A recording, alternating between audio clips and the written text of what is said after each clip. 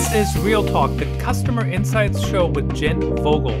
Join Jenn and her guests for this live discussion around topics that will help you understand your customers better. Also available on podcast channels. This live stream is presented to you by VoxPopMe, the leader in video research. Here's today's live conversation. Hello, insights professionals, marketers, and everyone who wants to understand their customers better. Thank you for joining me for another episode of Real Talk, the Customer Insights Show. We are live on LinkedIn, Twitter, and YouTube, and the podcast version will be available on your favorite podcast network very soon. If you have any questions or comments, please feel free to share them in the comments on the post. You can also leave us a voicemail at the link on the screen and in the show notes. We might feature your message on a future show. Today, we have maybe our most controversial topic yet. Our guest is an outspoken critic against customer feedback. So we wanted to find out why and see what we can learn from his thoughts to maybe understand our customers better. We're joined by James Dodkins, who was listed as the UK's #1 CX influencer by Customer Experience magazine in 2020. And the UK's most outstanding CX keynote speaker by Corporate Vision magazine 2021. Before we get to James, let's take a look at him in action with this quick clip. Now look, if you only take one thing away from this, it should probably be that really cool story where I threw the... No, it should be this thing right now. Only 4% of dissatisfied customers will complain. And an overwhelming majority of the remaining people will just leave. If you are only fixing problems for the 4% of people that complain, you are missing a massive opportunity. So my recommendation here is fix the experience in the experience. Don't wait for the complaint. Welcome, James. Thank you for having me. I was engrossed in that clip then. I was like, ooh, what's he going to say next? That was exactly my reaction too. I love it. It's, we definitely have seen some interesting content from you and really excited to dig into that today and kind of your anti-feedback stance and how we can improve on that. So we're gonna dive right in. Just before we start, we have a question that we ask all of our guests. And from your experience, how has the role of customer experience or customer insights evolved in companies in the last year or so? And where do you see it going in the future? In all honesty, I don't really think it's changed that much. I think if you were doing customer experience right in the first place, just because there's a global pandemic, it doesn't really mean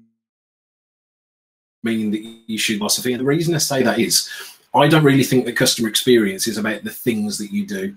It's about the way that you think. It's about the way that you approach situations. So like, it's kind of like you have to understand your customers and then understand their needs and successful outcomes and then design experiences to meet those needs and outcomes. That doesn't change just because there's a pandemic. Now, the content of those things is going to change quite dramatically and rapidly.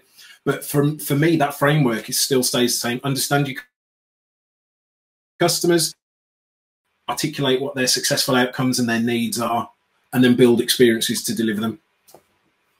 Yeah, that makes a lot of sense. It's the process isn't any different, even though the needs might be changing or the experiences that you're creating or designing may change. That makes a lot of sense. So now you're knee deep into CX, but why are you so outspoken against feedback? Great question. How long have you got? Well, we've got about, we're live. We can stay on as long as we want.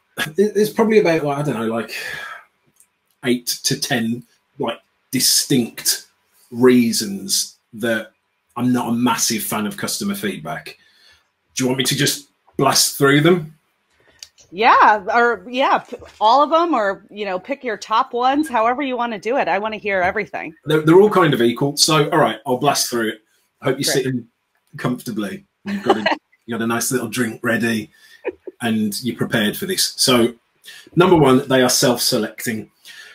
You never get all of your customers to do your feedback surveys. You only ever get a very small percentage of your overall customer base doing those feedback surveys. And there's only really 4 types of people that do customer feedback surveys. They are the serial feedbackers. They are the people that love doing it. It's like a hobby. They enjoy it. They do it for fun. They're usually weirdos. You've got the extreme feedbackers, the people that will do it if the experience was extremely good or extremely bad, then they'll do it.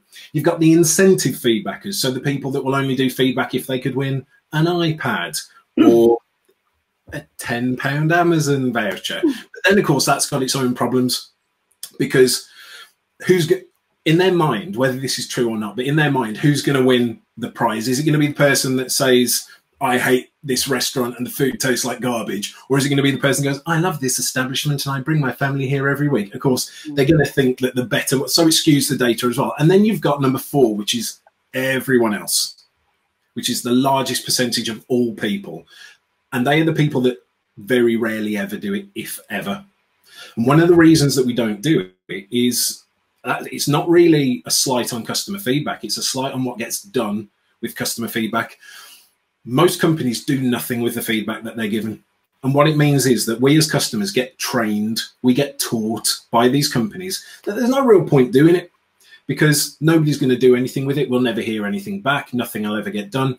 And it doesn't matter if you are the one company out of 100 that does action the feedback, that does get back in touch with the customer. If I do 100 feedback surveys in a year and only hear back from one company, it teaches me not to bother. So you're kind of getting screwed by all the other people that aren't doing it. So there's the self-selecting part of it. And the thing is, it doesn't really take into account expectations and standards. Like, let's say we went to McDonald's, other restaurants are available, and we had the exact same meal delivered in the exact same way at the exact same time, and they were like molecularly exactly the same. All right, nothing was different. But I gave it a 5-star rating and you gave it a 1-star rating.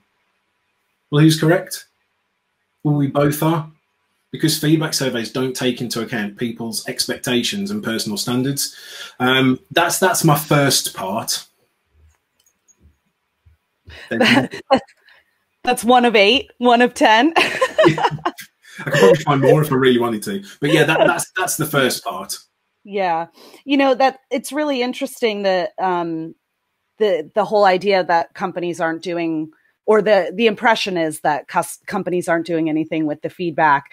You know, we've seen a lot, like there have been studies done about that disconnect of companies who believe that they're creating experiences with their customers in mind, and their customers, you know, when you ask their customers the same question, they don't feel like their voices are being heard. And there's a really interesting study about that was done by Capgemini a few years ago, about that sort of disconnect. And like, companies feel like, hey, we're capturing all this feedback and we're doing all this stuff with it, and their customers are feeling like, well, you're not actually listening to me. So, and it makes sense. Like, I get a lot of customer experience surveys all throughout my days when I go places or purchase things or whatever. And I'm in the industry and I very rarely will take a survey.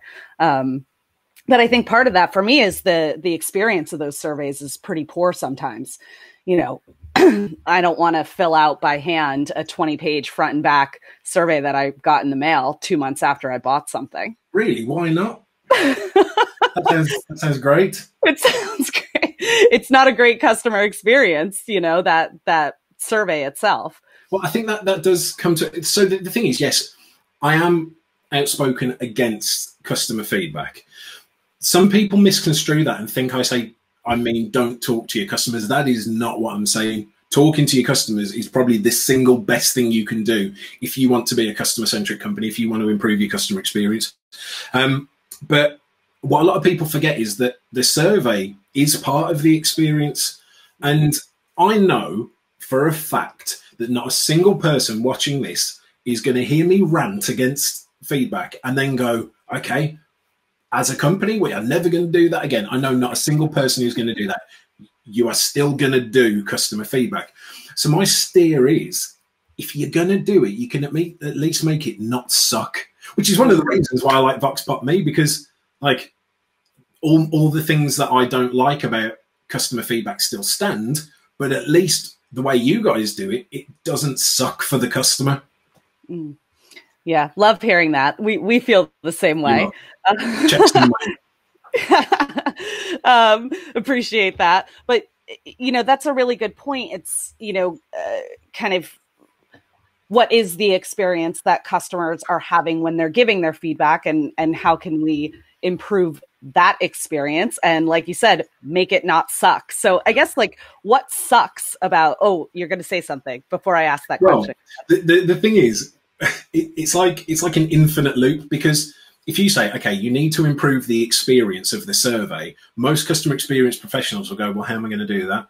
Well, I know a survey. So you've started to see companies actually asking for feedback on the experience of the feedback. Oh my God, what? Why would, I mean, come on, seriously. Who sat down and said, right, here is a feedback survey that our customers probably hate anyway. Let's give them another one. Yeah. Oh, I can't. But carry on with what you were saying.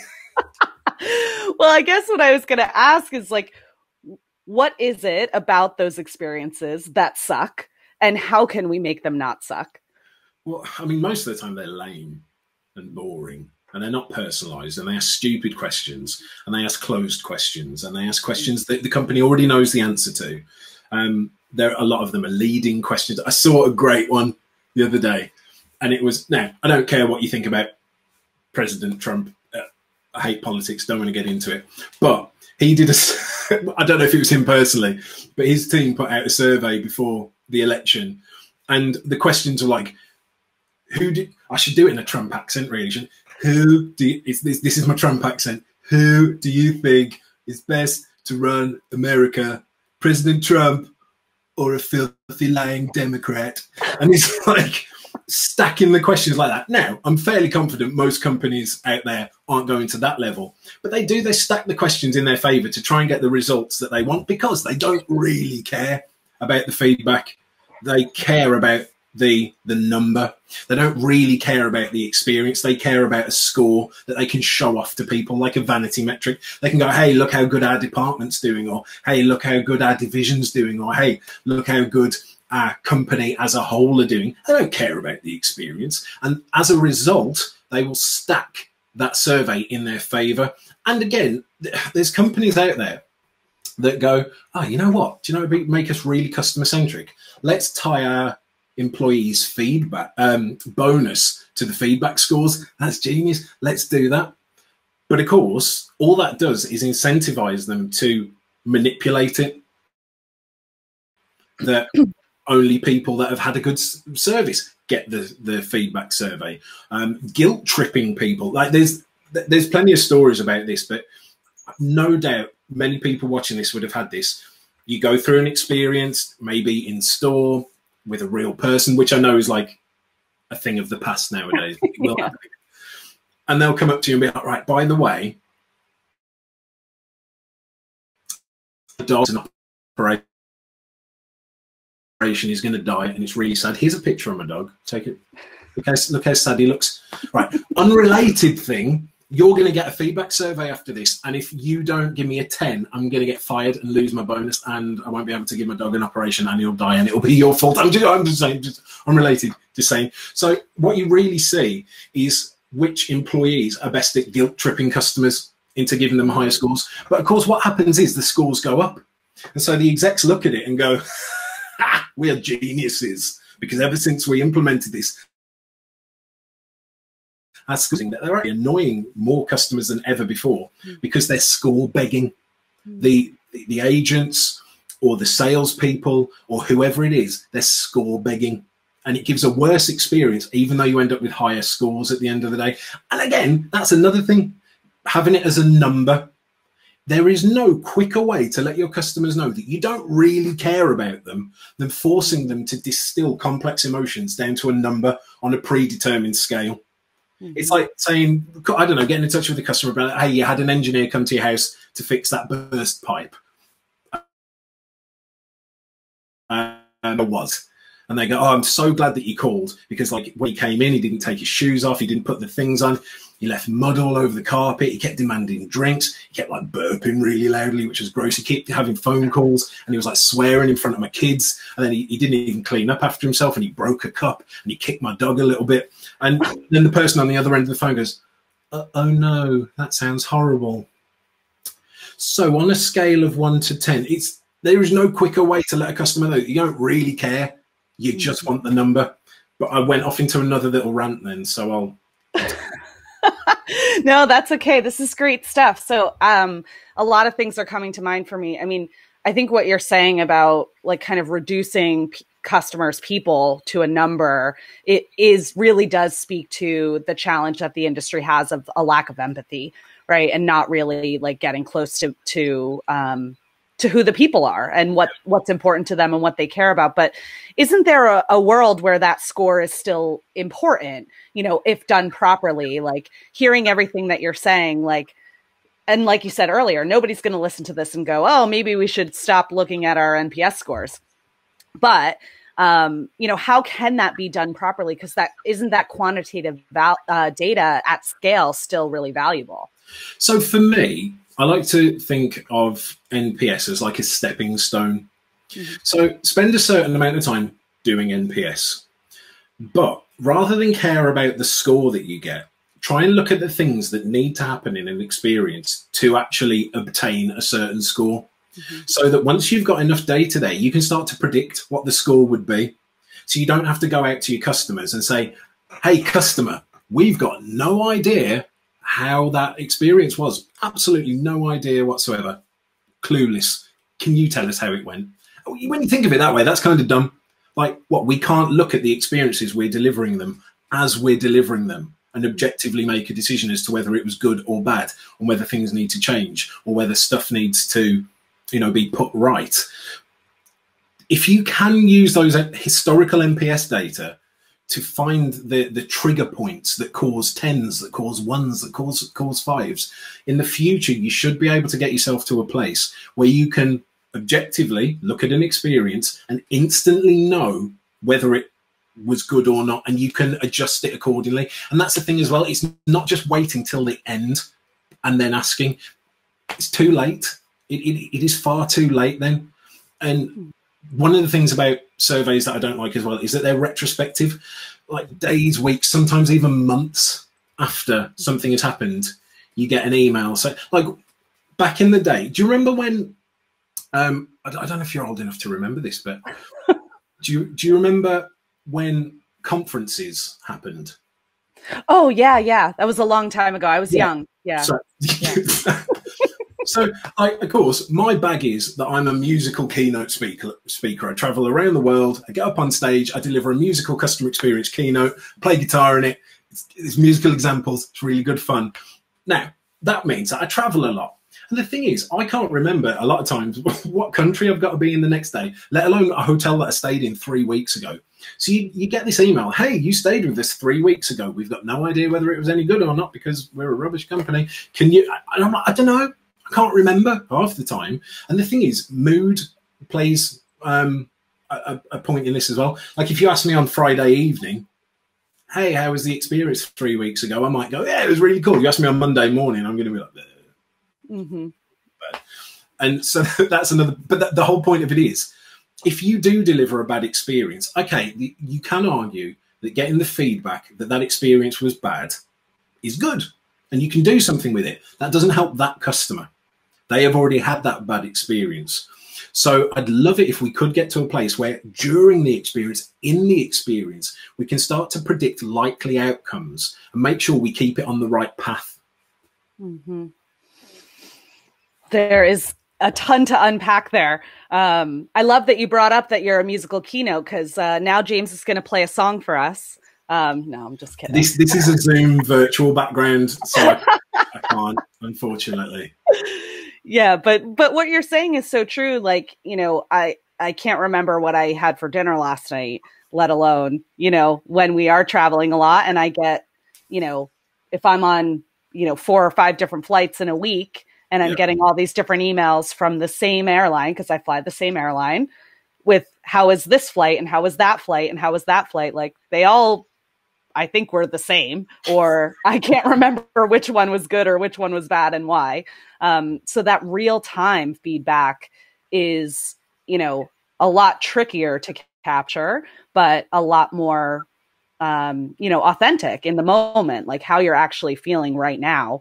But yeah, that's a lot harder to capture than, you know, sending that kind of retrospective, how was this for you? But I can see how that's and that's why people don't do it, because it's harder. Mm-hmm. It's much easier just to send a blanket survey, get a number and go, hey, 47, woohoo. Yeah. We're relying on customers to do the hard work for us. And it's like we're not willing to put in that extra effort to go that extra mile, because the thing is, if you knew the things in an experience that needed to happen in order to get that metaphorical 10, you would make sure in that experience to make those things happen rather than just wait until afterwards and then ask. So, and another thing you're saying as well, it's like, yeah, it's getting all of these every single day. We're inundated with requests for feedback. It's like every company that decides to do a feedback survey think they invented fire. They're like, oh my guys, new idea. No company has ever done this before. I'm the first person to ever think about it. Let's do a feedback survey. And everyone's like, oh my God, wow, that's so cool. Woo. They think they're the only company in the world doing that. Every single interaction with every single company, we are getting feedback surveys every single day. Oh, how was the dial tone on the phone? Oh, how was the quality of the paper of the letter that we sent you? Oh my God, just stop. Just stop it, please. If you are going to do it, at least do it for the pivotal moments, the moments that really matter, not trying to get feedback at every little interaction along the way. And I understand the logic behind it. I do. I understand that they want that data to look at it, to see where they can improve. But all you're doing is making the overall experience worse for the customer, because you're badgering them every second. And customers are getting feedback fatigue. And I know that's something that gets bandied about a lot. And again, you are still going to do customer feedback. Listening to this, essentially a giant rant, is not going to stop you from doing that. So if you are going to do it, you need to cut through the noise. You need to do something different. You need to be personalized. You need to make it, you know, fun to do. Make it not suck. Yeah. So what, I guess, like, you know, if we were to kind of strip down some of these customer feedback programs, like what would be those pivotal moments where we would want to engage with customers so that we could better understand their needs and predict how we could create a positive experience for them? Like, what are those pivotal moments where we would want to include feedback, and how should companies do it so that it doesn't suck? Well, it's a good question. And I think it's different for every company. I don't think there's like one blanket answer. Like you as a company should know the make or break moments in your experiences. You should know the pivotal parts of your experience. That's not for me to sit here and say this is or this isn't. As to how you should do it, it depends. Again, it depends on the type of people they are. It depends on their needs, their expectations.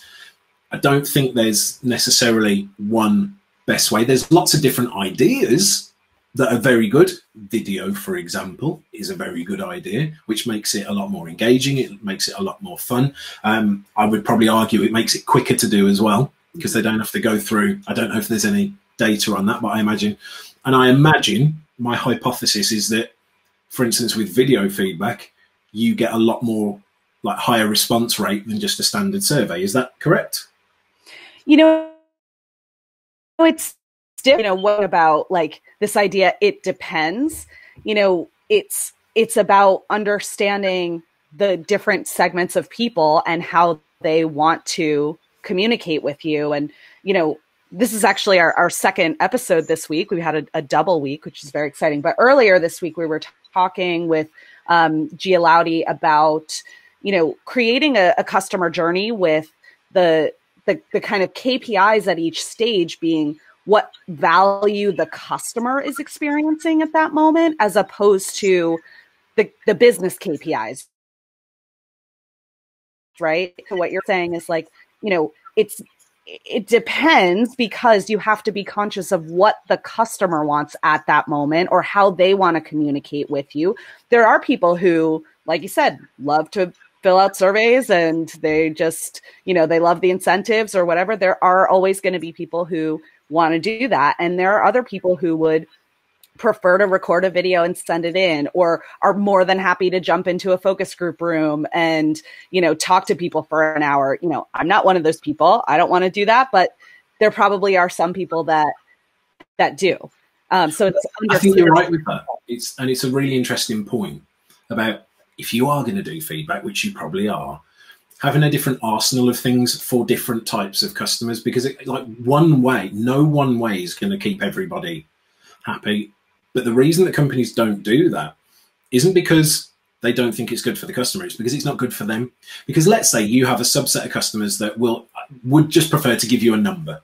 Okay, let's say there's a subset of customers that would prefer to do a smiley face scale. Let's say there's a subset of customers that would like to do video feedback. Let's say there's a subset of customers that want to do audio feedback. Let's say there's a subset of customers that want to write a long letter. Let's say there's a subset of customers that want to do a Likert scale. Let's say there's a subset of customers that is there any more? that want to do lots of different, want to do the focus group thing. Now, doing that would be better for customers. But the reason we don't do it as companies is because it's not better for us, because we can't just get a number that we can go 76, woohoo. Mm-hmm. Because again, it brings you back to, do you really care about the customer and customer experience, or do you really care about the score? Mm-hmm. My argument would be, is if you aren't offering different ways of doing feedback to customers based on their preferences, then yeah, you probably only care about the score because it's easier for you. Mm-hmm. And as you're saying that, I'm thinking, where the score actually does become very valuable is if when you're just looking at the overall score, it's just a number, right? But if you can segment the responses and see, okay, well, the detractors, this is that group. We need to understand the driving forces behind that. What's the root cause of that low score? What's the root cause of the high score? How can we replicate those positive experiences? How can we fix those negative experiences? Like, if you start to break it down and segment it, and like you said, start to think about, well, how do people want to give their feedback and capture it in different ways? There's more of a maybe well-rounded understanding of the customer at that point. Yeah. And the thing is, I'm not necessarily saying don't have numbers. Like, you can have numbers behind the scenes, but like, for example, you could do a feedback survey where you attribute different scores to different answers that the customers never get to see the numbers, but you are internally creating that score because people like scores. They like numbers. It's easy to communicate. It's easy to see whether it's got better or got worse, even though we can argue that that's not always actually correlating to the betterment of the experience. But I'm not saying you don't use numbers. I'm just saying, don't chase the number. The number's not important. What is important is the experience. And internally, if you've got numbers to help you stay on track, to help inspire people to have a bit of a vision, okay, that's cool. But it's secondary to the actual experience. And I think many companies have got it the absolute wrong way around. And the experience comes secondary to the number. Mm-hmm. I think, I can relate this to, just being a marketer and how marketing has evolved over, the years that I've been in the career is, everything needs to be measured. It's the attribution and the ROI of everything that's being done, because we can pretty much measure and put a number on anything. And it has, a lot of, pressure from businesses for marketers, for researchers to put a number on something because it's very black and white. There's no, when we start talking about things like implied attribution or, things that are a little bit softer, people get uncomfortable with that. It's hard to put dollars and cents behind a soft measurement. So it makes sense why companies are relying so much on the data. We have so much of it and it's so easy to get. The harder thing is like that, the stuff that requires a bit of, examination and kind of understanding, and that sort of qualitative side of whether that's marketing or insights or customer experience, that is a little bit more, up for interpretation. Depending on who you're talking to, they could interpret a response that's more qualitative one way or another. Whereas the data is black and white. So I've seen us, as an industry, like, it's really easy, it's really fast, we've got tons of data, let's use that. But it's only part of the story, right? Yeah, and the problem is trying to get black and white data. Black and white data isn't an accurate representation of a world of grey. And it's trying to force something that might not actually be there. Like, every customer is different. Every experience that has ever been experienced and will ever be experienced is going to be different. There's over 7 billion people on the planet, and every single one of those people has their own definition as to what good customer experience is. And the annoying thing is, they're all right because it's theirs, it's their own. And we are taking all of this subjective grey and trying to turn it into black and white. And we can do it, but then the argument stands, is that really representative of the real world? Or is it just making us feel better? Wow. Hashtag deep. Yeah, right. that did get deep. That's awesome. I'm loving this conversation, and I feel like I could go a lot of different directions from here. I guess I did warn you when we discussed. I was like, we can do it, but it will probably get weird. Listen, I'm all about getting a little weird on a Friday. It's great. I'm like loving this conversation. I guess what I would ask is, like, if you could give one recommendation to a company of, like, this is a step you can take to move in a better direction from the program that you've got right now. If your program sounds like any of the stuff we've talked about, because there are companies that do this well, right? We can acknowledge that. Yeah. But if you're one of the companies and you're listening and you're like, hey, this is better than others. Better than others. Okay.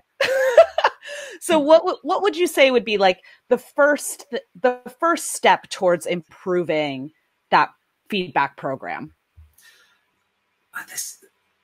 I'd probably say try and personalize it a little bit.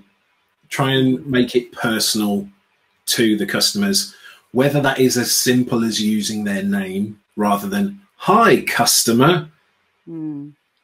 Whether it's as simple as adding in the product or service that they've purchased, whether it's as simple as, adding in photos and pictures of the experience that they've gone through, whether it's adding in photos and pictures of the people that served them that day, making questions dynamic for the customers.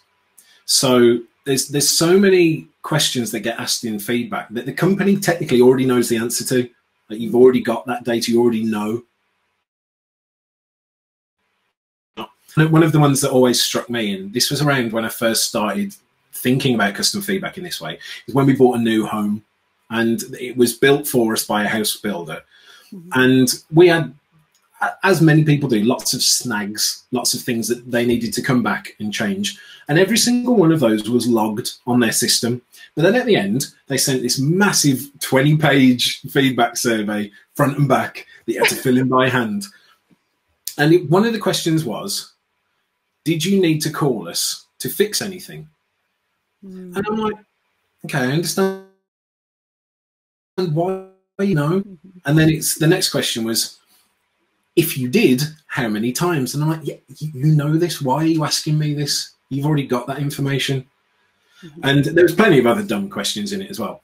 But if you can just take that extra little bit of time to make that the feedback experience personalized to your customer, make it contextual from what the experience they've actually been through, it's going to be better. Yeah. And then another question I have for you is, what better to actually action that feedback and do something with it? Because earlier you mentioned, most people don't even participate in the feedback because they don't feel like the companies are actually doing anything with it. Now, some may do something with it and some may not, but it's not clear to the customer that something's being done about it. So what should the companies be doing with the feedback? And then how do they communicate that back to the customer? Like, we've heard you. Yeah, there's two questions there. And it's something that you brought up earlier. There may be companies out there that actually do implement customer feedback, but if you don't communicate that to the customer, they never know that. And therefore, their perception is that you haven't, and perception is reality. Mm-hmm. So the communication part can be as simple as an email. Mm-hmm. And when you are doing customer feedback, there's going to be lots of trends that pop up. There's going to be multiple, and I'm just riffing here. I'm just sort of thinking of this on the spot, so I might run out of steam with this. See. When you are looking at the data, there's going to be trends of things, especially if you're doing verbatim as well, and you're actually getting people to explain why they gave a particular score, or if you're doing sentiment analysis, or if you're doing like their words analysis, whatever what's the word for that? When you take their voice and turn it into like when you're transcribing into that thing. There you go. Thank you. Transcription. So, there you go. Yes, you're going to transcribe it, and then you're going to notice trends. Would it be that difficult once you've identified, oh, okay, this is a thing we need to fix, to put the customers that mentioned that all into a little pot and notify them along the journey? Would it be that difficult to do? I think the answer is no, it wouldn't be that difficult to do. So let's say you get 1,000 feedback surveys completed, and 50 of them mention that there is, I don't know, an IVR button that doesn't do what it should do. Random little thing, okay? And you realize, okay, these 50 people have complained about that. Let's put them in this little pot. They are now part of the project, basically, and they're going to get notified along the way. So you send them a little email. You go, right, thank you so much for letting us know about that. We really should have caught that ourselves, but we didn't for whatever reason. We needed you to tell us, but that's fine. We are going to be fixing that. Unless you tell us otherwise, we'll give you updates along the way to let you know what's happening, and we'll let you know when it's fixed. And then maybe give them something as a thank you for taking the time to do it back. Now, that's not an incentive. It's not saying, hey, we're going to give you this if you fill it in. It's like an unsolicited gesture that at the end of it, you go, hey, we fixed this. Here's 10% off your next bill. Here's a box of chocolates, whatever. But yeah. So that was literally, that just popped in my mind that second. So I haven't really thought that bit through. Thoughts? No, I think it's, I think what you said, like, is it that hard? I don't think it's that hard to do something like that. And, it's very much in the realm of, how do we surprise and delight our customers? If I were to give some piece of feedback to a company that I buy from all the time or whatever, and I randomly got a box of chocolates in the mail saying, thanks for your feedback. Like, that is the definition of surprise and delight in my mind. Like, I would take notice of that and feel like my voice had been heard, which is what we hear all the time is the challenge with customer experience feedback, is that, customers don't actually feel like their voice is being heard. And, when I think about, like our product team works super closely with our customers to develop the features that are going to meet their needs. And they're really good about communicating back, hey, you told us you needed this, we've built it, and here it is, and thank you for kind of co-creating that with us. So it doesn't seem that hard, but we're also, a kind of scale-up size company, and it's not being done at the scale of 10,000 surveys a month that we're capturing. So it's probably depends a lot on how agile of a company you are. We're a smaller company. We can foster those one-on-one relationships with our customers, but I think where it does become difficult is how you scale that. But there are a lot of ways you can automate that stuff. If you can automate putting those people in that bucket and then communicating with them the work that you're doing as a result, it's probably just operationalizing. It's not that hard. It's just not something that's comfortable for companies or familiar. Yeah, agreed. And the thing is, like the box of chocolate thing, it's good unless you're not actually going to do anything with the because it's like going, thank you so much for your feedback. We're not going to do anything with it, but here's some chocolate so you don't feel bad. Right, a consolation prize. Consolation prize. We're not going to fix that problem, but look we're over here. Forget about it through bribery.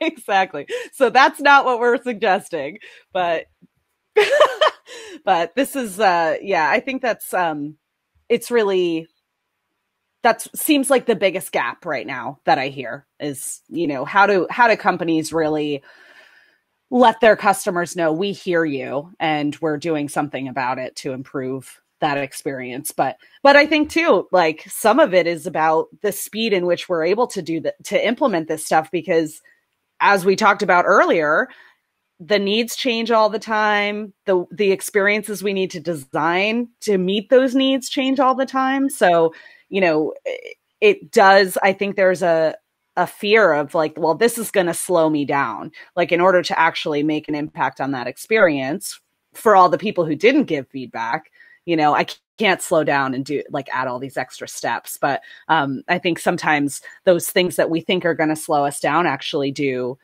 create better experiences and don't actually slow us down as much as we think they're going to. Yeah, quite possibly. But that's the decision that companies have to make, isn't it? Are they willing to take these extra little steps to make sure that people do give them more feedback in the future or not? Yeah. Well, this has been fantastic. I feel like there's a lot more we could probably dig into, but we might have to just do a follow-up episode or something like that. But I really appreciate your time today. This has been a really fun conversation. Yeah, thank you. Thank you for having me. Absolutely. Thank you to everyone for listening. Please rate and review us on your favorite network, and don't forget to share the show. In the next episode, I'll be joined by Rick Kelly from Fuel Cycle, so don't